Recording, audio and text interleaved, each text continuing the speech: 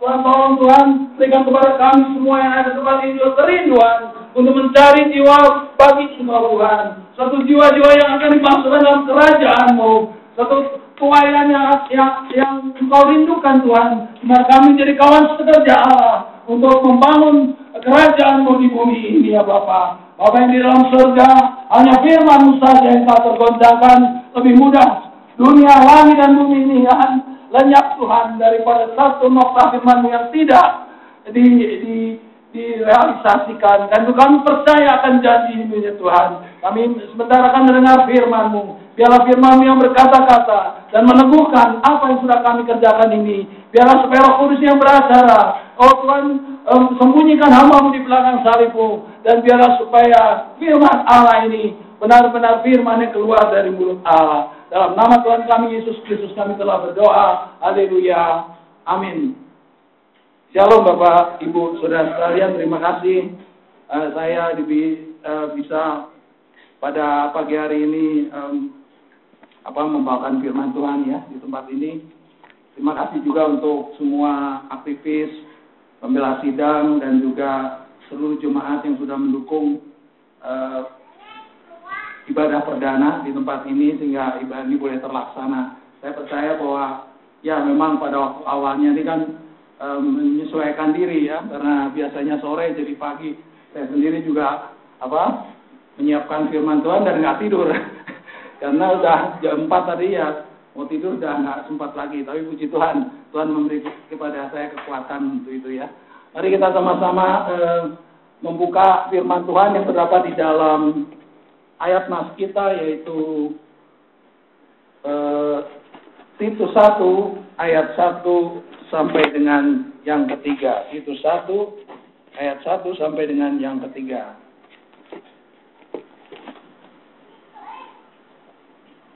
Mari kita sama-sama berdiri, kita akan membacanya bersama-sama.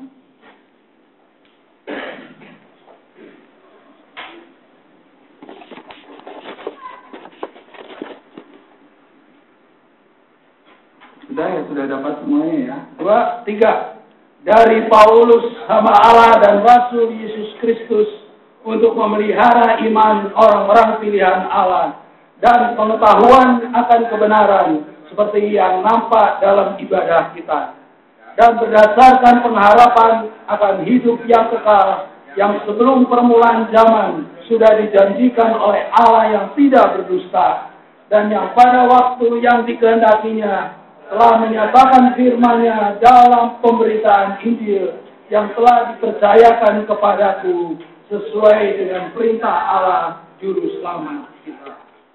Bapak Ibu silakan duduk. Terima kasih. Berbahagia orang yang membaca firman Tuhan, merenung firman Tuhan siang dan malam, dan melakukannya di dalam kehidupannya. Saya percaya bahwa jikalau kita berpegang dan melekat terus kepada firman Allah, maka firman Allah itu akan bertumbuh dan akan mengubah hidup kita.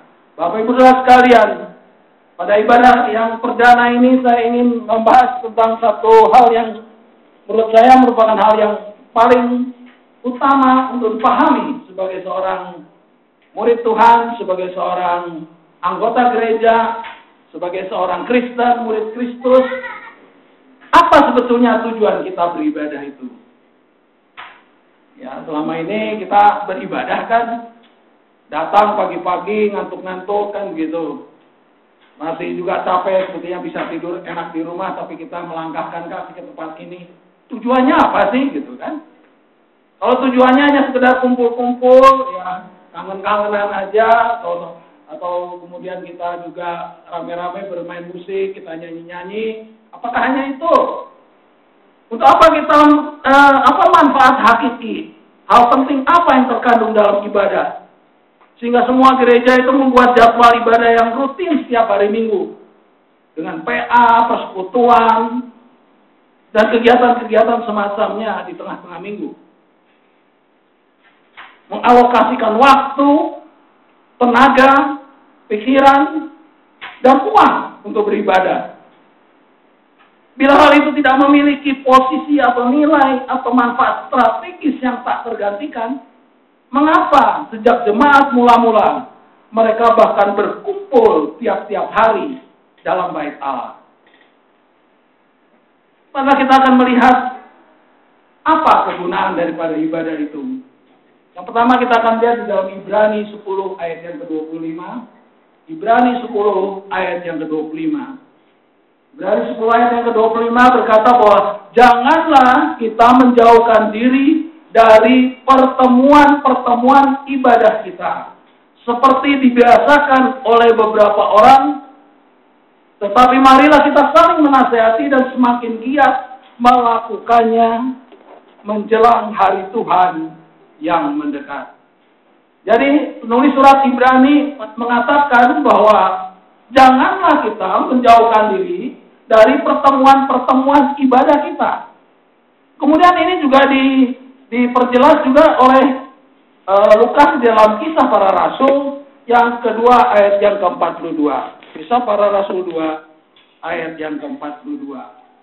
Kisah Para Rasul 2:42 berkata bahwa mereka bertekun dalam pengajaran rasul-rasul dan dalam persekutuan, dan mereka sudah selalu berkumpul untuk memecahkan roti dan berdoa. Cobalah kita perhatikan di dalam kedua ayat ini. Yang pertama adalah pertemuan-pertemuan. Yang kedua adalah persekutuan. Yang ketiga adalah berkumpul. Semua kata-kata ini, pertemuan-pertemuan, persekutuan, berkumpul, itu merujuk kepada beribadah bersama-sama. Bapak Ibu Saudara sekalian, itulah yang dilakukan secara rutin dalam jemaat mula-mula. Setidaknya dalam spektrum denominasi-denominasi yang ada dalam agama Katolik dan Kristen, ada 3 fokus ibadah yang berbeda. Yang pertama adalah orang-orang Katolik itu menekankan ibadah kepada Ekaristi atau perjamuan kudus. Orang-orang dari denominasi karismatik, sebenarnya kita pun juga masuk dalam denominasi Pantekosta karismatik, itu menekankan pada penyembahan atau doa. Sedangkan denominasi Protestan menekankan kepada firman Allah. Semuanya ada pijakannya di dalam Kisah 2 ayat 42 ini. Coba kita lihat. Mereka bertekun dalam pengajaran rasul-rasul. Ini berbicara tentang fokus dari ibadah adalah firman. Lalu yang kedua, dan mereka selalu berkumpul untuk memecahkan roti. Di sini yang dianut oleh orang-orang Katolik yaitu fokus dari ibadah adalah memecahkan roti atau Ekaristi atau perjamuan kudus. Lalu yang dipilih oleh orang-orang karismatik adalah fokus ibadahnya berdoa atau penyembahan itu.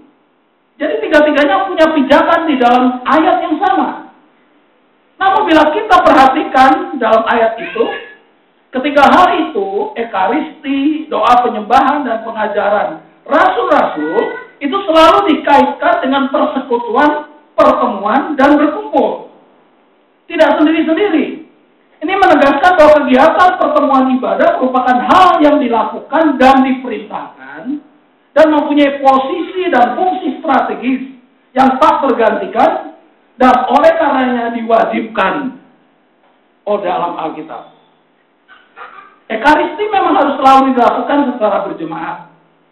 Karena Ekaristi itu adalah satu sakramen yang tujuannya adalah untuk mengingat memperingati kematian Kristus, kemudian mengingat kematian Tuhan sampai Ia datang dalam konteks berjemaah, di mana kita dipersatukan di dalam tubuh Kristus. Adalah salah kalau kita melakukan perjamuan kudus itu tidak dalam konteks berjemaah. Misalnya perjamuan kudus itu dibawa pulang ke rumah, lalu kemudian dipakai untuk menyembuhkan orang sakit, nggak tahu orang itu orang gereja mana, nggak tahu apa, itu nggak sesuai dengan makna dari Ekaristi itu sendiri atau perjamuan kudus itu. Karena perjamuan kudus itu tujuannya adalah dalam konteks berkomunitas. Di situ kita diminta untuk mengingat kematian Tuhan sampai Ia datang, memberitakan kematian Tuhan sampai Ia datang dalam konteks satu komunitas, ya, bukan dalam konteks sendiri-sendiri. Kemudian berdoa bisa kita lakukan di rumah, bisa juga. Tetapi juga berdoa harus dilakukan bersama-sama, karena di sini di dalam Kisah 2 ayat 42 dikatakan bahwa mereka berkumpul untuk memecahkan roti dan berdoa. Lalu bagaimana dengan pengajaran para rasul? Mungkin kita berpikir bahwa pengajaran para rasul bisa kita lakukan sendiri. Sekarang banyak CD, bisa kita beli CD, kita putar sendiri di rumah kan gitu kan? Belajar sendiri, bisa. Karena mungkin waktu kisah para rasul ditulis belum ada CD, belum ada ini, jadi mereka harus berkumpul bersama-sama. Apa memang begitu? Apakah dengan kemajuan teknologi maka tatap muka di dalam satu pertemuan atau berkumpul atau bersekutu itu menjadi hilang? Tidak. Karena dalam berkomunitas kita tidak mungkinlah menyelenggarakan satu komunitas itu hanya berdiri di masing-masing rumah dengan di depan komputer sendiri-sendiri lalu kita bisa berkomunitas. Memang ada komunitas Facebook dan kemudian segala macam, nggak pernah ketemu, cuma ngobrol di dunia maya, tapi nggak pernah kenal siapa orang itu, ketemu juga kagak, kan gitu. Sedangkan di dalam komunitas yang berkumpul dan dalam suatu ibadah tadi, ada satu hal yang tak tergantikan oleh semua teknologi tadi, yaitu kita bertatap muka, kita saling mengasihi satu dengan yang lain, mengekspresikan kasih itu di dalam kita bertemu. Lalu dikatakan di sini bahwa belajar juga tidak bisa sendiri-sendiri. Karena apa? Karena di dalam kita belajar bersama-sama, kita melakukan sharing, maka kita bisa saling memberi dan menerima, sehingga kalau ada satu hal yang perlu diluruskan, kita bisa bersama-sama untuk memperbaikinya. Sedangkan di dalam kita belajar sendiri dengan CD dan segala macam, kita tidak akan pernah tahu kalau kita mengalami sesuatu hal yang salah di dalam kita belajar firman Allah tadi. Jadi ibadah itu adalah satu hal yang harus kita lakukan, wajib kita lakukan, berkumpul bersama-sama, karena itu diperintahkan oleh Alkitab. Sekalipun ketiganya memperoleh pijakan dalam satu ayat yang sama, namun bila kita melihat apa yang ditulis oleh para rasul, sesudahnya nampak bahwa pemberitaan firman Allah menjadi hal yang utama di dalam ibadah. Nampaknya itu berkaitan erat dengan manfaat maksimal yang diperoleh jemaat melalui pemberitaan firman Allah. Ketika mereka berkumpul dibandingkan dengan dua kegiatan yang lain, yaitu memecahkan roti dan berdoa. Saya tidak berkata bahwa memecahkan roti dan berdoa tidak perlu. Namun, memecahkan roti atau ekaristi atau perjamuan kudus dan berdoa harus diletakkan secara proporsional di dalam liturgi agar firman Allah itu menjadi fokus, agar firman Allah itu menjadi yang utama. Memecahkan roti dan berdoa menunjang keutamaan daripada firman itu. Mengapa demikian? Tentu akan kita berkata, kenapa kok itu yang ditonjolkan bukan yang lain seperti yang dilakukan oleh beberapa denominasi lain. Kita tahu bahwa memecahkan roti atau perjamuan kudus dan berdoa itu berkaitan dengan pertobatan moral, sesuatu yang bersifat moral. Sedangkan pengajaran rasul-rasul itu suatu perubahan yang bersifat intelektual, sesuatu yang pertobatan intelektual, perubahan cara berpikir. Yang dua merupakan perubahan cara hidup, yaitu tadi sakramen perjamuan kudus, kemudian berdoa, itu berkaitan dengan moral dan cara hidup. Sedangkan pengajaran rasul-rasul berkaitan dengan perubahan cara berpikir atau pertobatan intelektual. Nah, perubahan cara berpikir selalu mendahului perubahan cara hidup. Tidak mungkin cara hidup kita berubah kalau pola pikir kita nggak berubah. Jadi pertobatan cara berpikir harus mendahului pertobatan cara hidup. Karena itu di dalam pertemuan ibadah yang distressingkan, yang menjadi fokus utama adalah bagaimana jemaat diajar dengan pengetahuan firman yang disampaikan untuk memperoleh pengetahuan yang benar tentang anak Allah. Jemaat diajar melalui pemberitaan firman agar mencapai suatu perubahan cara berpikir. Nah, ketika perubahan cara berpikir ini tercapai, maka itu akan berdampak secara positif kepada perubahan cara hidup. Bapak Ibu Saudara sekalian, kita bisa melihat contohnya Gereja Katolik yang setiap misalnya selalu merayakan Ekaristi atau perjamuan kudus dan menjadikan itu sebagai fokus ibadah. Bagaimana pemahaman umat terhadap doktrin? Lemah sekali. Sehingga mereka mayoritas bahkan tidak dapat menangkal serangan-serangan terhadap doktrin Kristen. Saya banyak menemui orang-orang Katolik tidak bisa mereka menangkal serangan-serangan terhadap doktrin Kristen. Bahkan akhirnya mereka melepaskan iman mereka karena mereka tidak dibingungkan oleh doktrin Kristen yang tidak mereka kuasai. Ini gimana? Saya sendiri jadi bingung katanya. Nah, akhirnya melepaskan iman. Saya pernah membaca juga mengenai satu perdebatan antara seorang Katolik dan itu kemudian dia melepaskan imannya karena memang nggak mengerti apa-apa tentang doktrin. Denominasi karismatik yang menekankan pada penyembahan dan doa. Ketika mereka mengabaikan doktrin, maka mereka terjebak pada praktek-praktek mistik dan spiritisme dan menawan Injil pada penjara-penjara budaya. Seperti yang pernah saya sampaikan dalam khotbah Natal saya. Spiritualitas pribadi menggeser keutamaan Alkitab dan doktrin yang benar. Dan setiap orang atau kumpulan orang bebas mendefinisikan relasi pribadi itu lepas dari doktrin. Karena ketidaktahuan dan ketidakmahiran mereka di dalam doktrin. Bapak Ibu sekalian, kita akan mencoba melihat kelanjutan dari surat Ibrani tadi. Coba kita lihat di dalam Ibrani 10 ayat 26 dan 27.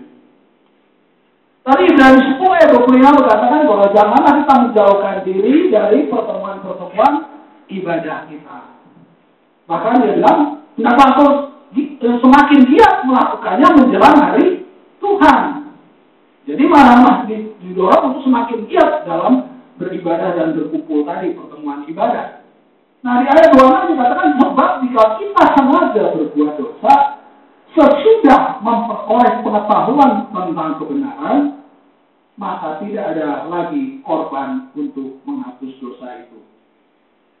Kita melihat di sini bahwa, dilihat di ayat 26 dulu, kita melihat di sini bahwa kalau kita sudah memperoleh pengetahuan tentang kebenaran, jadi berarti ibadah yang tadi kita tidak boleh jauhi di ayat 25 itu adalah untuk memperoleh pengetahuan tentang kebenaran.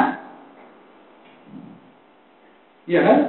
Nah, setelah kita memperoleh pengetahuan tentang kebenaran, pencapaian akan pengetahuan tersebut, lalu kita kemudian sengaja berbuat dosa setelah memperoleh pengetahuan tentang kebenaran itu, maka tidak ada lagi korban untuk menghapus dosa. Atau dengan kata lain, kalau kita sudah mempunyai pengetahuan tentang kebenaran dan kita tetap melakukan dosa kita, maka itu menjadi satu ciri bahwa orang itu bukan orang yang masuk dalam kelompok yang diselamatkan, karena dia sudah mempunyai pengetahuan itu. Bapak Ibu Saudara sekalian, perhatikan bahwa pada ayat sebelumnya penulis surat Ibrani menekankan pada pentingnya ibadah dan mengajarkan para pembaca untuk melakukan itu dan semakin giat. Lalu penulis surat Ibrani melanjutkan bahwa ketika kita sudah memperoleh pengetahuan yang akan kebenaran itu dalam bahasa aslinya adalah epignosis, pengetahuan akan kebenaran itu epignosis. Lalu dengan sengaja berbuat dosa, maka itu adalah ciri seorang yang tidak dipilih, seorang yang tidak diselamatkan. Dalam ekspresi penulis adalah tidak ada lagi korban penghapus dosa. Nah, ini paralel sekali dengan 2 Petrus 2 yang nanti sore juga akan saya khotbahkan di Mangga. Coba kita lihat di 2 Petrus 2 ayat 20 sampai 22. 2 Petrus 2 ayat 20 sampai 22. Sebab jika mereka oleh pengenalan mereka akan Tuhan Juru Selamat kita, kata pengenalan di sini juga dalam bahasa aslinya epignosis, sama Yesus Kristus telah melepaskan diri dari kecemaran dunia tapi terlibat lagi di dalamnya, maka akhirnya keadaan mereka lebih buruk daripada semua. Ayat 21, karena itu bagi mereka adalah lebih baik jika mereka tidak pernah mengenal jalan kebenaran. Mengenal di sini juga epiginosko, dari kata epignosis juga, daripada mengenalnya, tetapi kemudian berbalik dari perintah kudus yang disampaikan kepada mereka. Ayat 22, bagi mereka cocok yang dikatakan peribahasa yang benar ini. Anjing kembali ke muntahnya, dan babi yang mandi kembali lagi ke kubangannya. Jadi ayat 2 Petrus 2 ayat 20-22 ini paralel dengan Ibrani 20 ayat 26 tadi. Yaitu, di situ dikatakan kalau engkau dengan sengaja berbuat dosa, setelah menerima pengetahuan akan kebenaran, tidak ada lagi pengampunan dosa. Kalau di sini dikatakan, kalau engkau sudah mencapai pengenalan, kemudian melakukan kesamaran lagi, lebih baik malah akan lebih buruk nanti, dan dia akan lebih baik tidak mengenal jalan yang benar tadi daripada mengenal kemudian balik lagi, karena itu seperti anjing makan muntahnya atau babi mandi ke masuk kubangan lagi. Artinya apa? Dua-duanya paralel. Ada hal yang menarik di sini. Bagi orang yang pilihan Allah, ya, bagi orang pilihan Allah, fokus khotbah yang untuk mencapai pengetahuan yang benar itu adalah berkah. Karena kita jadi memahami pengetahuan yang benar, mengetahui tentang apa itu pengenalan akan Allah, dan kemudian bisa bertumbuh di dalam, sehingga manusia baru kita mencapai kesempurnaannya. Tapi kalau bagi orang yang bukan pilihan Allah, itu jadi musibah. Karena apa? Karena ya, ketika orang yang bukan pilihan Allah masuk ke dalam gereja, mereka belajar juga ikut beribadah, mendengarkan juga pengajaran tentang pengetahuan yang benar tadi, dan mereka seakan-akan sudah memiliki itu pun, akan terbukti nanti bahwa pengetahuan yang benar yang mereka dapatkan itu akan menjadi batu sandungan bagi mereka, akan menjadi tongkat pengukur yang membuktikan bahwa kualitas mereka itu buruk, karena pada ujung-ujungnya mereka akan kembali lagi seperti anjing makan muntahnya. Jelas seperti itu. Jadi pengetahuan yang benar yang disampaikan dalam setiap ibadah, yang menjadi fokus dari ibadah, yaitu pemberitaan Injil, di satu pihak merupakan sesuatu yang positif bagi orang yang pilihan Allah, karena itu akan menumbuhkan manusia baru itu mencapai kesempurnaannya dalam pengenalan akan Allah. Tetapi secara paradoks, bagi orang yang tidak merupakan bukan orang pilihan Allah, itu menjadi sesuatu pengetahuan yang membuktikan mereka nanti bahwa kualitas mereka memang buruk, dan mereka memang akan kembali seperti anjing makan muntahnya. Bapak Ibu Saudara sekalian, jadi ibadah tadi adalah sebagai satu sarana untuk pencapaian pengenalan akan Allah atau epignosis. Lalu bagaimana kelanjutannya? Apakah ibadah itu setelah kita capai epignosis itu lalu selesai? Seperti kita mendapatkan uang 1 miliar, setelah uang 1 miliar itu kita dapatkan, ya sudah, tenang, sudah, nggak mungkin lepas lagi kan gitu. Tidak. Epignosis ini adalah sesuatu yang dinamis. Dan sesuatu yang dinamis, maka perlu dipelihara. Jadi, ibadah pertama sebagai suatu sarana untuk pencapaian pengenalan akan Allah atau epignosis. Namun sekaligus ibadah juga merupakan sarana pemeliharaan akan epignosis atau pengenalan itu. Pengenalan yang sudah kita peroleh itu harus dipelihara untuk tetap ada dengan kita sendiri. Itu ada. Jadi kita bisa lihat di dalam satu dua.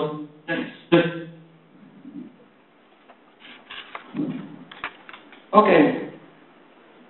Dalam berbagai perikop penggunaan gnosis atau pengetahuan dengan epignosis atau pengetahuan yang benar dan atau pengenalan kadang-kadang dipertukarkan kalau kita lihat.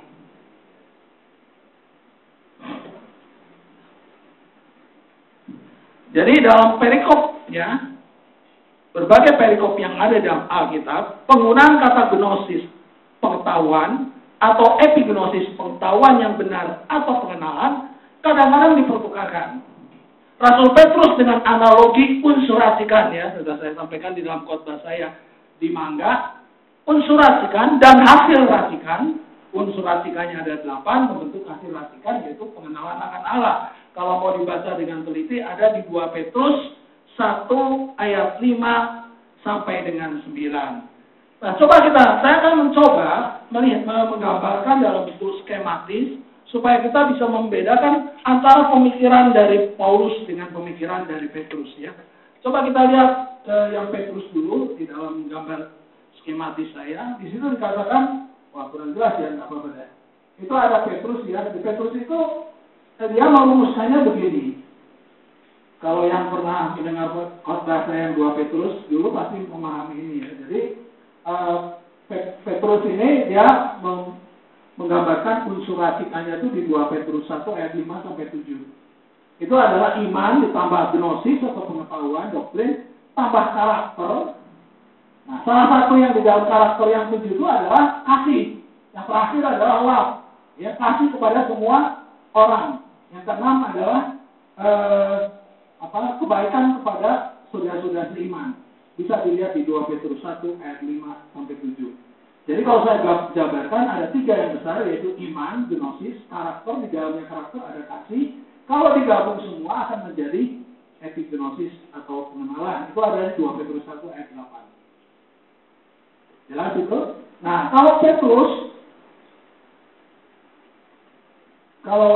Paulus, dia berbeda. Ya, kalau di Paulus itu, dia iman, kalau ditambah gnosis, itu di 1 Korintus 13 ayat 1 sampai 3. Itu dikatakan di situ kan bahwa sekalipun kau memperoleh iman yang sebesar yang dapat memindahkan gunung tanpa kasih, maka sia-sia. Sekalipun kau memperoleh pengetahuan yang sempurna tanpa kasih, seperti bom yang gemerincing dan seterusnya.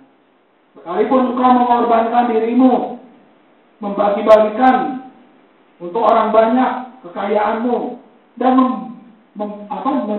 memberikan dirimu untuk dibakar, tetapi tanpa kasih juga akan sia-sia. Jadi di situ, kalau saya jabarkan adalah iman tanpa kasih, ditambah gnosis atau pengetahuan tanpa kasih, ditambah karakter atau apapun yang berkaitan dengan karakter, mengorbankan diri untuk dibakar sekalian tanpa kasih, itu tidak akan pernah menjadi epignosis. Sia-sia semuanya. Ya. Jadi di sini mengatakan kalau Paulus kalau mau tidak sia-sia, gnosisnya itu harus ada kasih, sehingga akan menjadi epignosis. Sehingga kalau Paulus dia menggambarkan di dalam tulisan-tulisannya yang lain tidak dengan kata gnosis, sekalipun sebagai unsur racikan, tetapi epignosis yang ditulis di situ. Jadi iman ditambah epignosis itu adalah gnosis ditambah kasih, ditambah karakter yang dibungkus dalam kasih semuanya akan menghasilkan epignosis atau pengenalan itu. Jelas enggak? Kalau kurang jelas, nah, itu akan saya jelaskan lagi. Ada yang kurang jelas? Kurang jelas? Cukup jelas ya. Jadi ada 2 pemahaman. Kalau Petrus dia berbicara secara general. Kalau Paulus spesifik dia.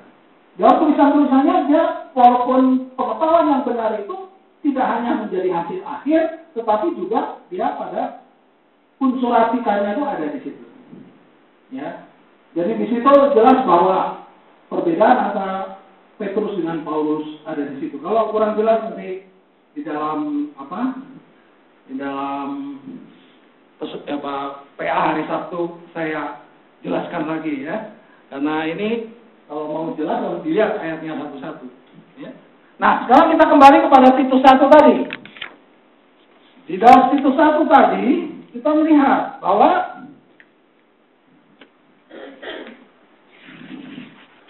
dari Paulus hamba Allah, ya kan?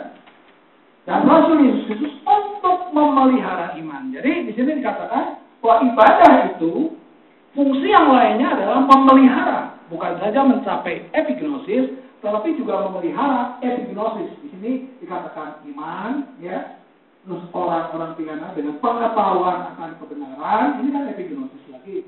Lalu yang nampak dalam ibadah kita, dalam bahasa Inggrisnya ibadahnya ada godliness, itu kesalehan. Jadi karakter. Jadi di dalam Titus 1 ayat 1 juga menjabarkan 3 tadi. Iman ada, pengetahuan tentang kebenaran atau epignosis tadi ada, dan ibadah atau karakter tadi ada. Ini adalah rumusan dari Paulus karena Titus. Berarti ini yang Paulus tadi menjabarkannya dengan jelas seperti itu yang saya rumuskan tadi dalam bentuk kotak-kotak tadi. Ya. Nah di situ ya ini cocok sekali juga dengan kisah 2 ayat 42 yang menjelaskan bahwa ada 3 unsur ibadah, yaitu pengajaran rasul-rasul yang berkaitan dengan pengajaran rasul-rasul yang berkaitan dengan pengetahuan yang benar, dan kemudian ada 2 unsur ibadah yang lain, yaitu memecahkan roti dan berdoa yang berkaitan dengan iman dan yang berkaitan dengan karakter. Bapak Ibu Saudara sekalian, ada beberapa kata yang digunakan dan satu dengan yang lainnya saling melengkapi. Itu ada di dalam kitab atau di dalam Amplified Bible ya. Yaitu bahwa kata memelihara itu kalau di dalam kata Indonesia Titus 1 ayat 1 tadi kan cuma memelihara saja. Tapi memelihara di dalam kitab suci yang lain yaitu Amplified Bible itu digambarkan secara detail di situ. Apa itu yang disebut memelihara? Memelihara di situ katakan mendorong, membangkitkan, menggairahkan dari siapa? Dan memajukan iman orang-orang pilihan Allah. Jadi mendorong, membangkitkan, menggairahkan, memajukan iman orang-orang pilihan Allah. Itu memelihara iman itu. Lalu memelihara pengetahuan bagaimana? Memelihara pengetahuan itu begini. Di situ dituliskan di dalam Amplified Bible ya, memimpin orang-orang pilihan Allah pada ketajaman akurat. Jadi ketajaman akurat terhadap apa? Terhadap pengenalan dan pengetahuan akan kebenaran. Jadi fungsi daripada pengajaran, fungsi daripada pemberitaan firman, ya, yang pertama di dalam ibadah kita adalah untuk memelihara iman. Memelihara iman adalah mendorong, membangkitkan, menggairahkan, memajukan. Lalu bagaimana dengan memelihara pengetahuan tadi? Dengan memimpin para orang-orang pilihan Allah ini sampai kepada ketajaman pemikiran yang akurat mengenai pengenalan dan pengetahuan yang harmonis dan dengan memelihara kesalehan. Ya, jadi ada karakternya. Jadi dalam kata epignosis ini terkandung baik makna dalam pengetahuan maupun pengenalan. Dan memelihara epignosis itu berarti memimpin orang-orang pada ketajaman akurat yang berkaitan dengan pengetahuan dan pengenalan akan kebenaran. Bapak Ibu sekalian, sulit membedakan epignosis sebagai unsur racikan yang di sebelah kiri tadi dengan epignosis sebagai hasil racikan yang ada di sebelah kanan tadi. Karena kedua maknanya ini tumpang tindih, yaitu pengetahuan dan pengenalan. Semakin kita mengetahui sesuatu, mestinya kita semakin mengenal sesuatu itu. Suatu proses pembaruan manusia baru yang benar dan tidak palsu akan menghasilkan pertumbuhan yang berbalasan.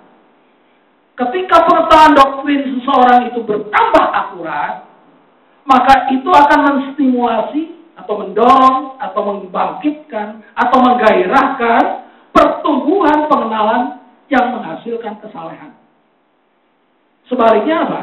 Sebaliknya, semakin kita menjadi saleh, maka pengetahuan doktrin itu akan menjadi semakin akurat. Dengan berbalasan seperti itu, secara terus-menerus, sambil bertumbuh menuju puncaknya, yaitu kesempurnaan manusia baru. Bapak Ibu sekalian, lalu bagaimana pemeliharaan yang disebut oleh Paulus itu dapat terrealisasi dalam beribadah? Ya, jawabannya ada di dalam Titus 1 ayat yang ketiga. Titus 1 ayat yang ketiga mengatakan bahwa dan yang pada waktu yang dikehendakinya telah menyatakan firman-Nya dalam pemberitaan Injil. Jadi, yang disebut dengan pemeliharaan di dalam ibadah itu adalah melalui menyatakan firman-Nya dalam pemberitaan Injil. Dalam bahasa Inggrisnya, manifest His word through preaching. Atau menurut ekspresi dari Amplified Bible, made manifest atau made known His word and reveal it as His message through the preaching. Memanifestasikan atau mewujudkan firman-Nya dan menyingkapkan itu sebagai pesan Allah melalui khotbah. Dalam semboyan orang-orang Reform itu berbunyi, the preaching of the word of God is the word of God. Pemberitaan firman Allah adalah firman Allah.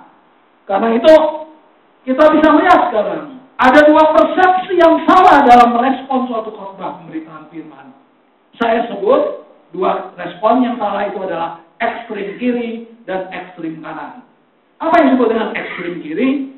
Yang saya maksudkan dengan ekstrim kiri, itu firman Allah dianggap oleh kita firman manusia. Yang harus mengalah terhadap berbagai kepentingan audiens atau pendengar atau pertimbangan-pertimbangan psikologi, sehingga posisinya tidaklah lebih daripada sekedar pidato atau kata-kata sambutan. Sehingga misalnya harus diberhentikan bila dirasakan terlalu panjang. Bapak saudara sekalian, pada para majelis gereja, hamba Tuhan biasanya memberikan waktu kepada para pengkhotbah itu, khotbahnya kira-kira 45 menit. Alasannya masuk akal, karena jemaat masih bisa mencerna dengan fokus dengan apa yang dikhotbahkan. Tujuannya nampaknya baik, karena mempertimbangkan secara psikologis kemampuan jemaat umumnya dalam menerima firman Tuhan. Namun apakah sikap semacam ini benar? Pertanyaannya adalah, bila Allah ada di hadapan kita saat ini, dan Dia sedang berkata-kata kepada kita, apakah ada dari antara kita yang berani untuk menghentikan Allah dan bilang, Allah stop, udah kelamaan, capek saya dengarnya. Kira-kira berani ngomong seperti itu sama Allah? Atau Allahnya sendiri yang ambil inisiatif? Oh, anak-anakku sudah capek. Udah itu kecapean, kalau lebih dari 45 menit sudah tidak bisa lagi menampung apa. Ya sudah, aku tak berhenti ngomong. Seperti begitu. Bapak Ibu Saudara sekalian, mungkin kita akan menjawab begini, oh ya, itu kan Allah. Kalau Allah ya bolehlah kita mau ngomong berapa jam pun ya kita harus dengarkan, namanya Allah. Dia pencipta kita, Dia yang menciptakan dunia ini semuanya. Tapi kamu kan bukan Allah, kamu kan manusia. Nah, di situlah masalahnya. Masalahnya itu saya berdiri di sini, setiap hamba Tuhan yang berdiri di sini itu adalah membawakan omongannya sendiri atau membawakan firman Allah. Apakah dia dianggap membawakan pidatonya sendiri yang kemudian harus bisa mau dihentikan kalau memang ada kepentingan lain yang lebih penting. Kenapa hamba Tuhan juga kemudian berpikir, oh ya, kalau gitu memang benar itu. Saya memang harus berhenti. Karena tidak alam bawah sadarnya dari para hamba Tuhan itu berpikir begini. Ya memang saya yang ngomong, bukan Allah yang ngomong. Bapak Ibu sekalian, Titus 1 ayat 3 mengatakan, menyatakan firman-Nya dalam pemberitaan Injil. Pemberitaan firman Allah adalah firman Allah. Bedakan kalau saya pidato atau saya memberikan kata-kata sambutan dengan saya berkhotbah. Karena saya sendiri harus tunduk pada khotbah saya. Bukan saya sebagai subjek yang mendengar menjadi objek. Bukan. Saya juga objek sama-sama yang kemudian ditegur dan dibenarkan, disucikan, dibersihkan oleh firman Allah yang keluar dari mulut saya. Karena itu firman Allah harus merubah diri saya dulu, firman Allah harus memurnikan diri saya dulu, firman Allah harus menegur diri saya dulu, mengubah kehidupan saya dulu, supaya saya bisa menyampaikannya sebagai firman dari Allah. Bapak Ibu Saudara sekalian, inilah yang penting untuk dipahami, bahwa ketika kita menyampaikan firman Allah, kita bukan sedang berkata-kata menurut omongan kita sendiri. Kita bukan sedang berkata-kata sebagai manusia, tetapi mewakili Allah untuk menyampaikan suatu pesan dari firman itu pada suatu tempat tertentu, pada waktu yang tertentu, dengan kebutuhan yang tertentu. Dan itu seringkali, seandainya itu melebihi dari waktu yang wajar pun, kita harus mengambil sikap. Menghentikan firman Allah, atau kita tunduk pada firman Allah dan membiarkannya untuk menyelesaikannya sampai semuanya tersampaikan. Bapak Ibu Saudara sekalian, memang di satu pihak kita dibatasi oleh waktu-waktu yang seperti ini. Setelah ini akan ada ibadah raya yang lain lagi dan seterusnya. Dan kita juga harus bisa menyesuaikan dengan itu. Namun saya ingin mengatakan bahwa sikap yang benar terhadap firman adalah bahwa tidak ada satupun alasan psikologis, apakah itu bosan, ataukah itu kelamaan, ataukah itu apapun juga. Kalau memang Roh kemudian menggerakkan si pengkhotbah itu untuk menyampaikan firman-Nya melebihi dari waktu yang sudah ditentukan, itu adalah sikap yang benar, karena the preaching of the word of God is the word of God. Predicatio verbi Dei es verbum Dei. Ya, jadi pemberitaan firman Allah adalah firman Allah. Nah, itu adalah ekstrem kiri. Lalu bagaimana dengan ekstrem kanan? Ekstrem kanan adalah semua yang khotbah di depan pasti menyampaikan firman Allah. Ini juga salah. Saya banyak mendengar teman-teman atau jemaat atau orang-orang Kristen yang berkata, udahlah, jangan didengarkan, jangan melihat siapa yang khotbah di depan, dengarkanlah saja apa yang disampaikannya. Oh, memang itu betul. Tapi kemudian khotbahnya salah, doktrinnya ngaco, persiapannya nggak matang, lalu kita harus mengamin-amin saja, itu juga salah. Tapi itu sudah tidak semua orang berdiri di mimbar menyampaikan firman Allah. Ketika dia menyampaikan firman-Nya sendiri, ketika dia menyampaikan pemahamannya sendiri, yang keluar daripada doktrin yang benar, dia sedang menyampaikan bukan firman Allah. Kalau Allah mendengar di surga, dia bilang, sebenarnya aku tuh bukan ngomong begitu, kok kamu ngomongnya begitu sih? Aku nggak sebetulnya maksudnya itu, kok kamu ngomongnya gitu sih? Apakah itu kalau kita bilang, oh enggak, dia sudah berdiri di mimbar. Karena sudah berdiri di mimbar, terimalah. Ya racun diminum nanti. Bukan makanan dimakan juga. Kenapa? Firman Allah. Oh tidak, ini ekstrem kanan. Pokoknya berdiri di mimbar adalah firman Allah. Tidak juga. Ini adalah teguran. Kalau tadi yang pertama ekstrem kiri teguran bagi pendengar, yang ekstrem kanan ini teguran bagi yang membawa khotbah.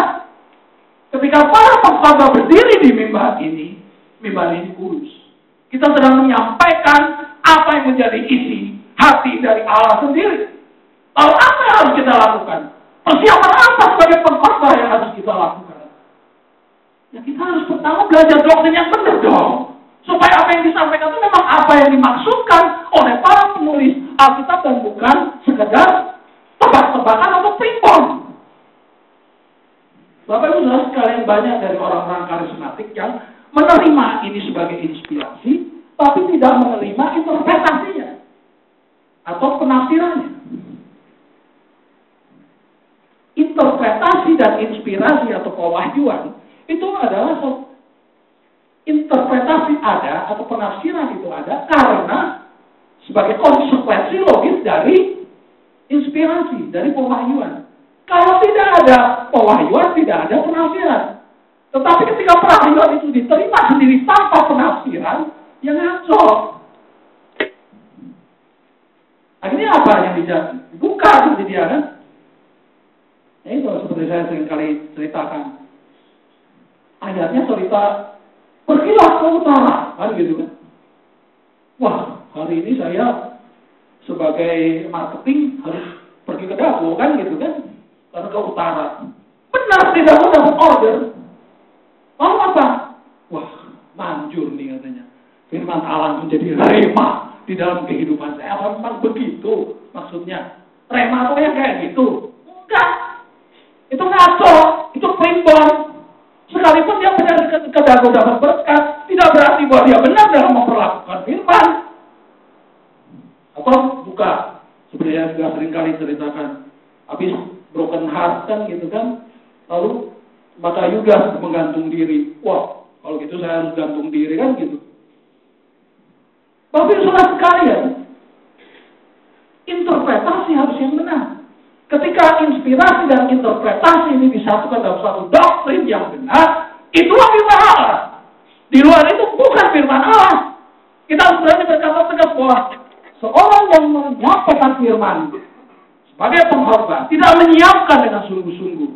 Ya, ala kadarnya saja.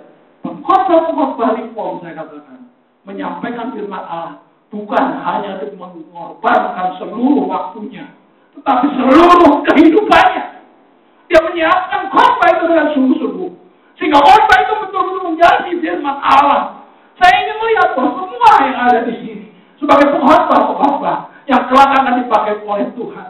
Biarlah supaya setiap orang punya tanggung jawab yang benar-benar dengan satu kasih kepada Tuhan, bahwa kita akan menyampaikan firman Allah yang benar. Dengan begitu kita boleh berkata, aku berdiri di mimbar ini dengan bangga sebagai kehormatan dari Allah untuk menyampaikan firman-Nya itu menjadi satu firman yang keluar dari mulut Allah. The preaching of the word of God is the word of God. Itu menjadi realita di dalam kehidupan kita. Bapak Ibu Saudara sekalian, kedua hal ini, baik yang kiri maupun yang kanan, harus kita hindari. Kita harus kembali lagi, kalau kita menjadikan ibadah itu menjadi satu yang berfokus kepada firman, dan firman yang disampaikan itu benar-benar firman yang sesuai dengan apa yang Tuhan maksudkan di dalam Alkitab, doktrin yang benar, maka saya percaya gereja kita akan menjadi gereja yang berkembang dengan baik dan gereja yang menjadi contoh bagi gereja-gereja yang lainnya. Saya kira itu yang bisa saya sampaikan pada pagi hari ini. Hari kita bersama-sama menyanyikan satu lagu, yaitu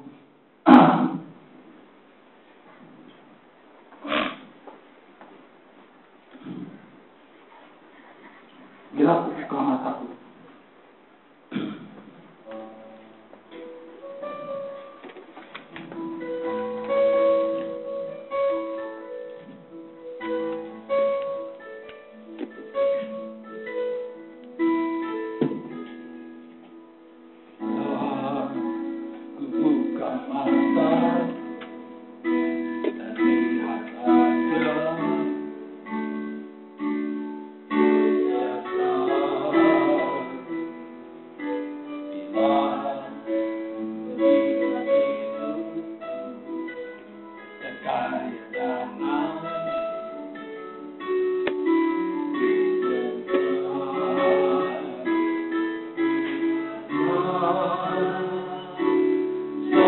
Yang baik dalam hidupku,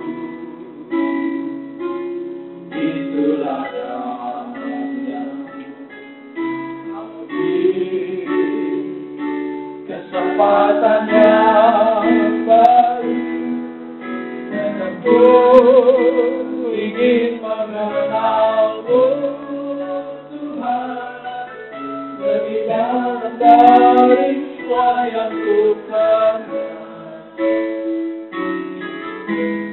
Ada hati yang berlebih, ku ada untuk menjadi penyembahmu. Mari kita sama-sama berdiri.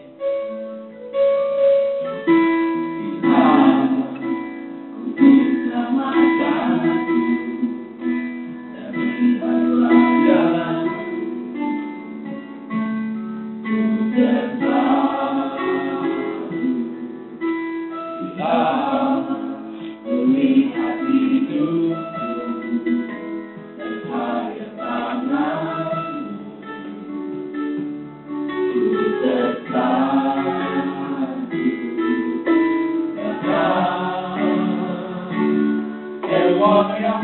dalam hidupku. Itulah karyamu, Kau beri kesempatan yang baru. Ya Tuhan, aku ingin mengenalmu lebih dalam lagi. Haleluya. Beri kepada kami suatu pengenalan yang benar, Tuhan. Yang melebihimu, ku ada untuk menjadi penyembah. Pada Bapak Ibu Saudara sekalian yang merindukan untuk mengenal Allah lebih dalam lagi, masuk ke dalam epignosis, bertumbuh di dalamnya. Karena hanya di dalam pengetahuan yang benar itu ada penyembahan yang benar. Di dalam pengetahuan yang benar itulah kita dapat bersekutu dalam memecahkan roti yang benar.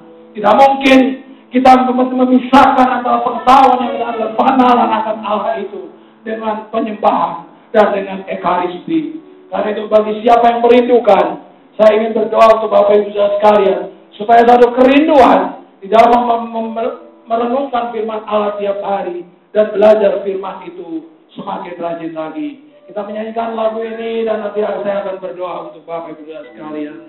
Saya minta untuk mengangkat tangan bagi siapa yang merindukan untuk memperoleh terobosan di dalam pengenalannya akan Allah.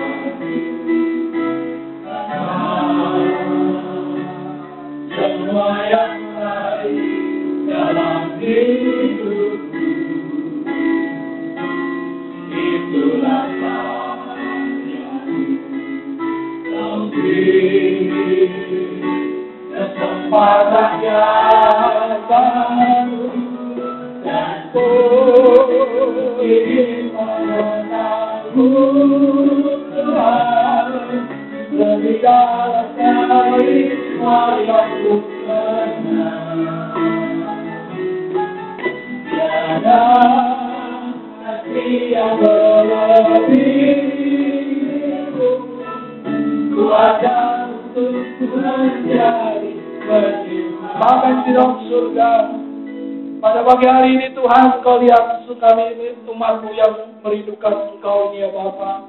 Engkau lihat tangan-tangan yang terangkat. Oh Tuhan, kami semua menginginkan kami bertumbuh di dalam pengenalan yang benar akan anak Allah. Oh Tuhan, biarlah setiap ibadah kami boleh merupakan suatu ibadah yang berfokus kepada pencapaian dan pemeliharaan akan pengenalan akan Allah itu. Bapa ini dalam surga, oh Tuhan, Kau berikan kepada kami setiap hamba-Hamba-Mu dan setiap para aktivis, pembela sidang dan seluruh jemaat-Mu satu pemahaman yang utuh mengenai firman-Mu. Dengan demikian Tuhan, oh Tuhan, sasaran daripada ibadah kami yaitu pembangunan manusia baru dan mencapai kesempurnaannya itu boleh tercapai ya Bapa. Oh Tuhan, kami ingin memulai suatu ibadah yang baru di tempat ini dengan suatu kerinduan yang benar di hadapan Engkau, yaitu kami ingin membangun satu jemaat yang ibadahnya adalah berpusat pada pemberitaan firman. Karena itu Tuhan, biarlah supaya Kau beri kekuatan kepada kami hikmat akal budi di surga, kerinduan untuk senantiasa meninggikan Engkau melalui pemberitaan firman itu dalam hidup kami. Tuhan, beri kepada kami sikap yang benar di dalam merespon firman Allah. Beri kepada kami sikap yang benar dalam memperlakukan firman Allah di dalam ibadah kami Tuhan.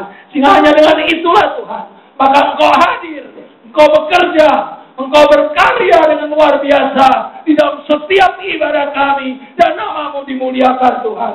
Nama-Mu saja yang dimuliakan. Karena itu biarlah kepada para pengkhotbah juga Kau beri satu kerinduan untuk menyerahkan dirinya, hatinya, hidupnya, seluruh apa yang dia punyai Tuhan, untuk bisa membawakan firman-Mu dengan sungguh-sungguh, untuk bisa membawakan firman-Mu yang berkualitas, untuk bisa membawakan firman-Mu yang keluar dari mulut Allah sendiri, firman yang merupakan peninjauan tahan dari Engkau sendiri di dalam ibadah-ibadah kami ya Bapa. Tuhan, kami serahkan setiap anak-anak-Mu ke dalam tangan-Mu. Engkau tahu kerinduan hamba-Mu Tuhan. Biarlah kerinduan ini menjadi suatu realita di dalam ibadah-ibadah kami. Di dalam nama Tuhan kami Yesus Kristus, kami telah berdoa. Amin.